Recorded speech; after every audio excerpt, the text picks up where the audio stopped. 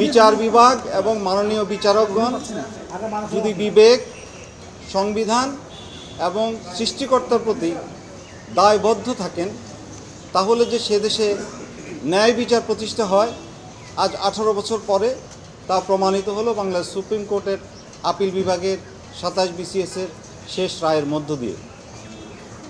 দেশের নির্বাহী বিভাগ সম্পূর্ণ অন্যায়ভাবে রাজনৈতিক কনসিডারেশনে প্রায় 1200 মধ্যবিত্ত এবং নিম্ন মধ্যবিত্ত করে ছেলেরা যারা বিভিন্ন বিশ্ববিদ্যালয় থেকে লেখাপড়া শেষ করে 27 BCS-এ উত্তীর্ণ হয়েছিল তাদেরকে বাদ দেওয়া হয়েছিল। নির্বাহী বিভাগের এই বেআইনি সিদ্ধান্ত বাংলাদেশের সুপ্রিম কোর্ট বৈধতা দিয়েছিল। আজ সেই রায়ের মাধ্যমে সে বৈধতাকে অবৈধ করে, সে আগের বৈধতাকে অবৈধ ঘোষণা করে আপিল বিভাগের রায় পুনর্বিবেচনা করে হাইকোর্টের রায় বহাল করা হয়েছে এবং আপিল বিভাগের আগের রায় বাতিল করা হয়েছে। আলহামদুলিল্লাহ। আমরা এই যে 18 বছর ধরে এই আইনি লড়াইটা চালাচ্ছিলাম, এটা পৃথিবীতে একটা নজিরবিহীন ঘটনা যে এত বড় একটা অসংখ্য বিচারপ্রার্থী মানুষ 1200 জন প্রায় সুদীর্ঘ 18 বছর ধরে এই লড়াইটা চালিয়ে গেছে। আজকে বিচার বিভাগের, গতকাল আমরা আপনাদের সামনে বলেছি, বিচার বিভাগের যে ক্ষতিটা হয়েছিল, বিচার বিভাগের যে দায়টা রয়েছে, সেই দায় থেকে কিছুটা হলেও দায় মুক্তি হবে আজকের এই রায়ের মধ্য দিয়ে। এই রায়ের ফলে ইনশাআল্লাহ প্রায় 1200 জন যারা চাকরিতে যোগদান করতে চাইবে তারা তাদের 27তম ব্যাচে ইতিমধ্যে যারা নিয়োগপ্রাপ্ত হয়েছেন তাদের সঙ্গে নোশনাল সিনিয়রিটি পাবেন, অর্থাৎ ধারণাগত জ্যেষ্ঠতা সহ তারা চাকরিতে নিয়োগ পাবেন ইনশাআল্লাহ। এবং সেই সঙ্গে মহামান্য হাইকোর্টের 3টি ডাইরেকশন সহ যে জাজমেন্ট দেওয়া হয়েছিল সেই রায়টিও বহাল করা হয়েছে, যেখানে 3টি ডিরেকশনে বলা হয়েছিল যে এদেরকে যাদের বাদ দেওয়া হয়েছে দ্বিতীয় ভাইভা ওসির মাধ্যমে তাদেরকে চাকরিতে নিতে হবে 90 দিনের মধ্যে। বলা হয়েছিল যে তাদের জ্যেষ্ঠতা ইন অ্যাকর্ডেন্স উইথ ল হবে।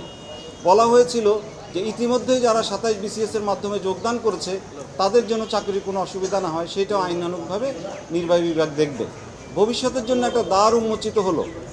সেই দ্বারটা হলো এই যে আস্থাহীনতা তৈরি হয়েছিল বিচার বিভাগের এবং মানুষের যে বিচার না চাওয়ার যে অনীহা তৈরি হয়েছিল, আজকে এই রায়ের মধ্যে দিয়ে বাংলাদেশের সকল মানুষকে এই মেসেজটা দেওয়া যায় যে ন্যায় বিচার করা শুরু হয়েছে। আপনারা দেখেছেন 5ই আগস্টের পর থেকে, এবং ইনশাআল্লাহ এই ন্যায় বিচার যদি অব্যাহত থাকে দেশের সকল ডেসিমেটেড ইনস্টিটিউশনসগুলো সবই আবার ঠিক হবে ইনশাআল্লাহ, মানুষের অধিকার প্রতিষ্ঠা হবে। যে কোনো শিক্ষিত বাংলাদেশের প্রেক্ষাপটে যে কোনো তরুণের প্রথম স্বপ্ন থাকে BCS পরীক্ষা এবং BCS কোয়ালিফাই করা। আপনারা জানেন যে শুধুমাত্র রাজনৈতিক বিবেচনায় 1/11 সরকার একদম নিয়ম আইন উপেক্ষা করে তৎকালীন বিএনপির আমলে যোগ্যভাবে নির্বাচিত হওয়া সত্ত্বেও তাদেরকে বাদ দিয়েছে। এই দীর্ঘ আইনি প্রক্রিয়ায় যারা দীর্ঘদিন পর্যন্ত এই লড়াই সংগ্রাম করেছেন, যে সমস্ত শিক্ষার্থীরা, তাদের যে সমস্ত স্বপ্ন কখনো ভেঙেছে কখনো গড়েছে, আমি মনে করি দীর্ঘদিন পর্যন্ত তারা আদালতের বারান্দায় বারান্দায় যেভাবে ন্যায় বিচার প্রত্যাশা করেছে, আজকে রায়ের মাধ্যমে সেই ন্যায় বিচারটি প্রতিষ্ঠিত হলো। আরেকটি রায়টি হচ্ছে যে ইতিপূর্বে আপিল বিভাগ, যে কথা সালাউদ্দিন দোলন সাহেব বলেছেন, ইতিপূর্বে আপিল বিভাগ লিভ গ্রান্টিং ছাড়া হাইকোর্টের দেওয়া রায়, যে রায়টি এই 1137 জন BCS উত্তীর্ণ প্রার্থীর পক্ষে ছিল, সেই রায়টি বাতিল করে লিভ গ্রান্টিং ছাড়া যে রায়টি ইতিপূর্বে আপিল বিভাগ দিয়েছিল, আজকে রায়ের মাধ্যমে সেই রায়টি বাতিল হলো। অর্থাৎ আপিল বিভাগ আজকে পূর্বের আপিল বিভাগের দেওয়া রায় বাতিল করলো এবং হাইকোর্ট বিভাগের যে রায়ে এই 1137 জন ব্যক্তির চাকরি ফিরিয়ে দেওয়ার ব্যাপারে নির্দেশনা ছিল, সেটি পুনরুজ্জীবিত হলো।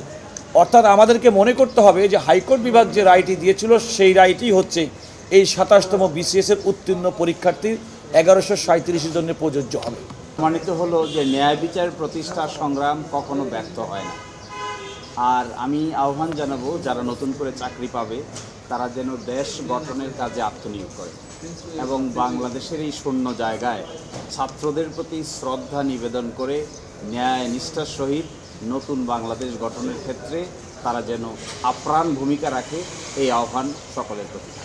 27তম BCS-এর প্রথম ফলাফলে উত্তীর্ণ এবং বঞ্চিতদের প্রধান সমন্বয়ক হিসাবে আজ বর্তমান সরকারের কাছে আবেদন জানাই, এই দেশের ছাত্র জনতা এবং শত শত শহীদদের রক্তের বিনিময়ে যে নতুন স্বাধীন বাংলাদেশ নামক রাষ্ট্রটি পেয়েছি, সেটির যথাযথ ব্যবহার করে আমাদেরকে নতুন স্বাধীন বাংলাদেশের সেবা করার জন্য দ্রুততম সময়ের মধ্যে নিয়োগ দেওয়ার জন্য আবেদন করছি। এই রায়ে সন্তুষ্ট এবং আমরা আমাদের অধিকার ফিরে পেয়েছি এবং আমরা যেটা দেখেছি যেখানে যেই কোর্টে অবিচার হতো সেই কোর্টে আজকে ন্যায় বিচার ফিরে এসেছে এবং মাননীয় বিচারকগণ ন্যায় বিচার প্রতিষ্ঠা করেছেন। আমরা আশা রাখছি এর ধারাবাহিকতা থাকবে এবং আমরা আমাদের অধিকার অচিরেই ফিরে পাবো এবং নির্দিষ্ট সময়ের ভিতর নিয়োগ পাবো। ডক্টর মাসুমা 27 BCS এ প্রথম ফলাফলে উত্তীর্ণ হয়েছিলাম। আমি আজকে এই আইনের যে কাঠগড়ায় দাঁড়িয়ে 16টি বছর আমরা ডোর টু ডোর 18 বছর ডোর টু ডোর হেঁটেছি। আজকে যে রায় পেলাম, আলহামদুলিল্লাহ, আল্লাহর কাছে শুকরিয়া আদায় করছি এবং অন্যায় করব না। আমরা কখনো অন্যায় করব না, যে অন্যায়ের আমরা শিকার হয়েছি। সবাইকে ধন্যবাদ।